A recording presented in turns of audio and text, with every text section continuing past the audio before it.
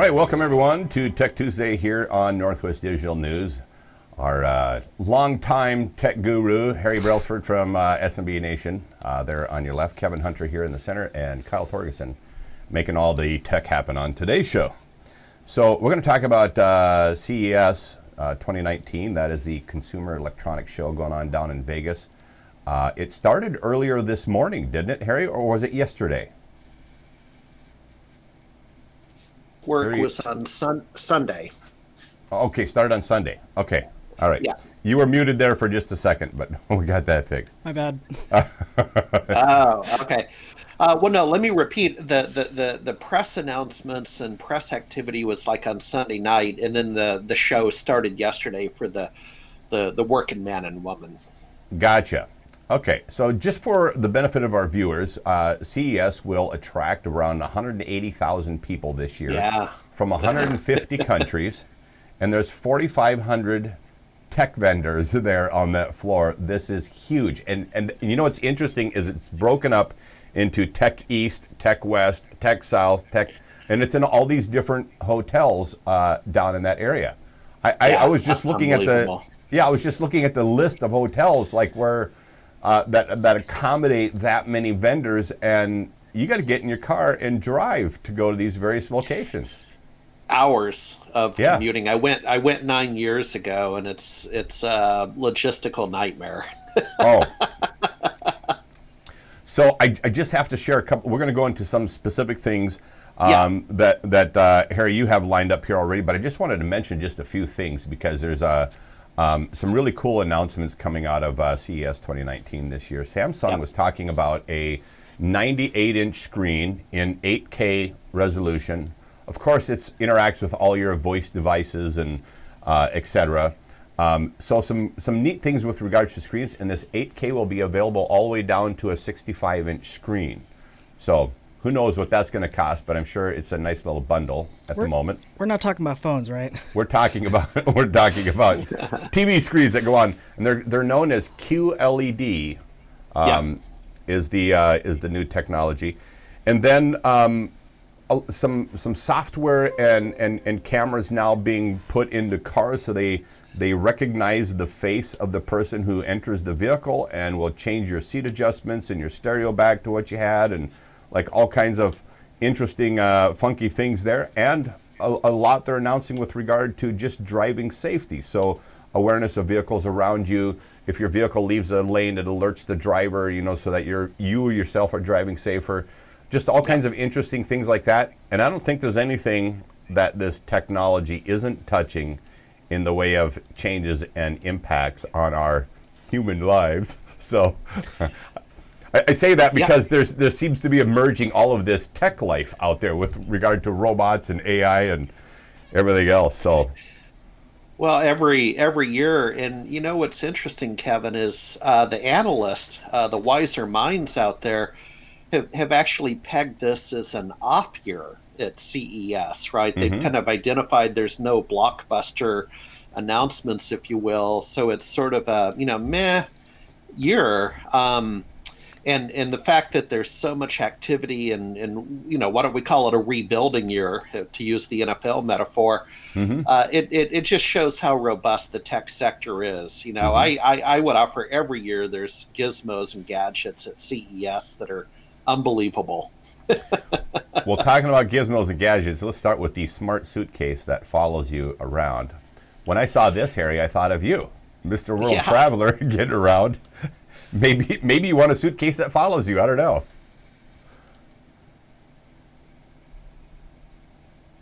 My trusty old suitcases, the zippers are starting to wear out.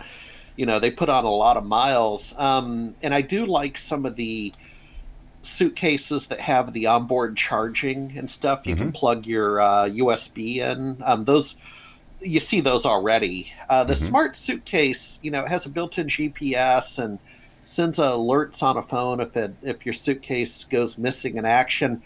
I don't know, Kevin. The show down in Vegas is CES is always good for some ideas that really never are commercially successful, right? That's its reputation, is you see all this stuff, let's assume 1 out of 10 ideas make it. And I don't know, man, the smart suitcase, just the hustle and bustle of airports and those underground subways. And I don't know if it could, cross the door to get in the subway and SeaTac before the door closes. So I'm going to give this a wavering thumb. Okay. Yes, and $800 for anybody who's maybe interested in that. All right, let's talk about the WT2 translator, earbuds that translate languages. That could be useful, $219. Yeah. Now that's more practical.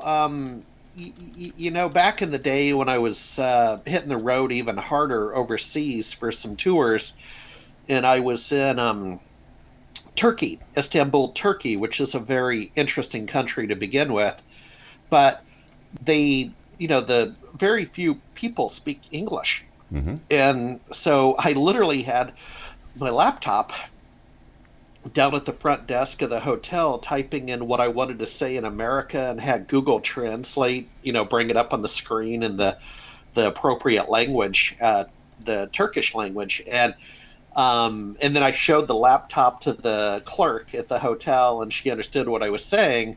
Mm-hmm. This takes it to a whole nother level. Right, that's exactly. pretty darn cool. So this one gets a double thumbs up, although I think that's trademarked by the famous show, the movie review show.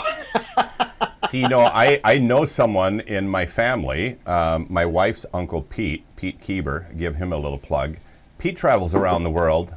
He's one of the rare individuals, though, that knows the languages of all the people he goes to visit. I think he fluently speaks somewhere around 9 or 10 languages. Whew. Could you imagine doing that? No, this device can save you all of that headache. You can travel where you want to go, and it'll translate for you. Yep. Let's talk about Spectra, the $1,400 electric skateboard for those out-of-shape people who've forgotten how to skateboard. Well, as I was putting this segment together, I kind of wanted to give the audience an overview of CES. It's obviously overwhelming, right? Mm-hmm. And so it's everything from skateboards to a $10 word called blockchain that we'll end on in a minute. So I guess the real purpose of talking about a $1,400 skateboard was to just show you the scope of CES. Now, let's get brass tacks. Apparently, it's for out-of-shape people who've forgotten how to skateboard, present company accepted. Kyle, you look like you know how to skateboard. Actually, he does have a skateboard. In fact, he has accompanied me places many times with a skateboard under his arm, so this might not be a product for him. I've been paying attention to a lot of the electronic skateboards and a lot of electronic just transport devices in general. There's surfboards now, they're electronic, which is pretty cool. It's like a jet ski. But with the skateboard, it's meant for people that have hills. So this is meant for people that are more, they use this for transportation to get between places. So this is meant for Seattle and Portland and places like that. But of course, it's still fun just to cruise. Well, and there's I have a real world example. My youngest son, Harry Jr., is at Cal Poly. I've made mention of that before on the show. And when I went to see him in November, he hasn't ridden his bike in months, which was concerning from a cardiovascular point of view. But he has, not this model, but he has one of these electric skateboards. And Kevin and Kyle, these kids are zooming up and down the hills on the San Luis Obispo campus, and it's just times have changed. Let me tell you. There is a word though they neglected in here with the, for out of shape people forgotten how to skateboard.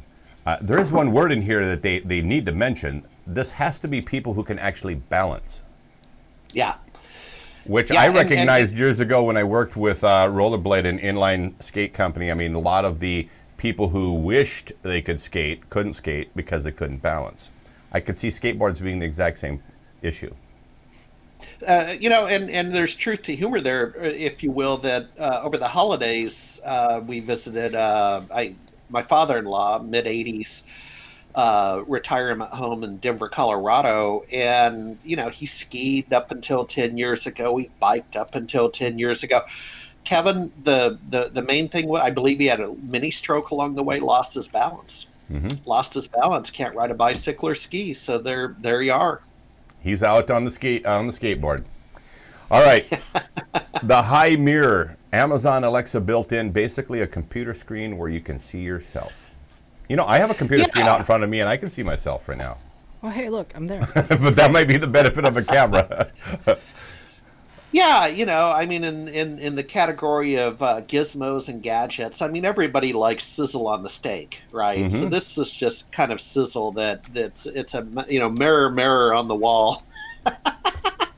And it does have Alexa built in. I guess I a shout out to this one because the concept's very simple to understand, but it's more the pervasive use of Alexa way beyond the sound speaker, way beyond the tube, right? That's what this one did for me is, you know, you could have given me a month of Sundays and I never would have thought of a talking mirror, okay? I feel like there's a... Unless you're like me and you have two little girls at home and you hear these talking mirror stories all the time, then you're like, oh, okay. I feel like there's a cartoon about that. I don't know. Yeah, some of us don't want the mirror to talk back to us, let me tell you. That's right. It's not sending the message you want, is it? There all right. you go. Aerobatic Flow Watch, $500 for this. This actually seems to have some practical use because it senses blood sugar via your breath, which would be good for diabetes patients. Yeah. So let me give you the context on that. One right off camera. I want to put it in perspective that a few years ago I went to a trade show, and this is called a HiDow, or maybe you've heard of the competitor TENS. These are the physical therapy devices. So again, just to level set, but you put the pads on your afflicted muscle, right? And you plug in, and it does the little, you know, shock treatment like you would pay a physical therapist to do. So I got this for $150 a few years ago at a trade show, and still use it for my aches and bruises. But that's what this told me about was this is, you know, healthcare meeting technology. That's what the real story is here. Now, a $500 watch, boy howdy, I hope you have good insurance to cover the cost of that thing. But the but it's just kind of cool that I've gone from the HiDow TENS type unit to now being aware of this. I don't believe I need it for diabetes. I don't have reason to believe I need it, but you know, this is kind of the wearable technology stuff. I mean, that might be a whole nother show, a whole nother day, right, about wearables. Wearable technology. That's essentially what it is, right? Exactly. Well, we have another item on the wearable technology list here: smart diapers. Yeah, don't bring up the screenshot of that one. No, I'm just kidding. So in the humor category, again, as I was doing my research, boy, never underestimate the ingenuity of entrepreneurs, right? Like I was saying, that I'm constantly amazed by the creativity of the human mind, if you will. And so the idea is this would alert you as a parent. Now, those days are way behind me. But this would alert you to the fact that your child needs a diaper change. I mean, it's pretty straightforward. It's all fun and giggles.